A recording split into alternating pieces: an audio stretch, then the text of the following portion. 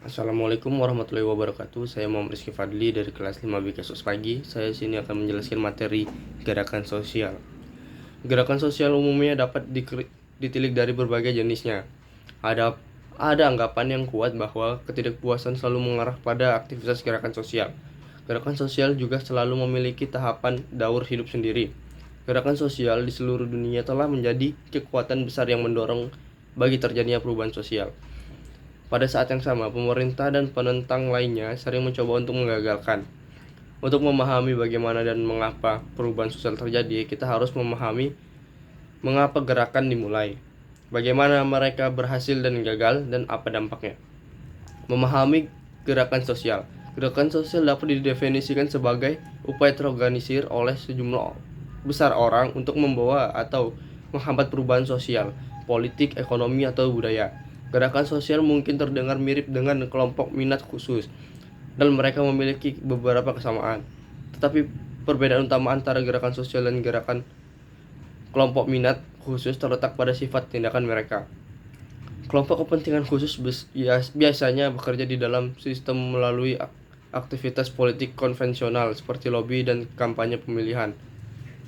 Sebaliknya, gerakan sosial sering bekerja di luar sistem dengan terlibat dalam berbagai jenis protes, termasuk demonstrasi, garis piket, aksi duduk, dan terkadang kekerasan langsung.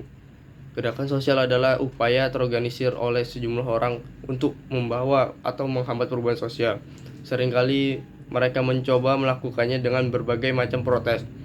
Upaya gerakan sosial mengagregasi politik dengan cara lain, sesuai keperluannya atas sumber daya dan akses ke sistem politik yang biasanya hanya dinikmati oleh kelompok kepentingan.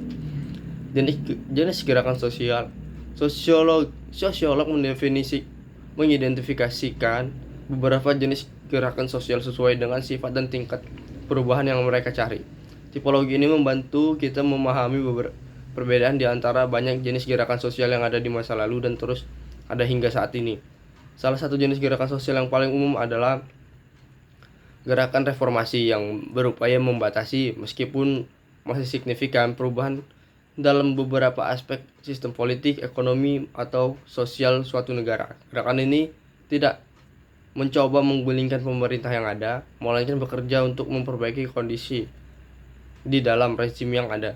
Mungkin itu saja yang dapat saya sampaikan dari materi ini. Saya sudahi. Wabillahi taufiq wal hidayah. Assalamualaikum warahmatullahi wabarakatuh.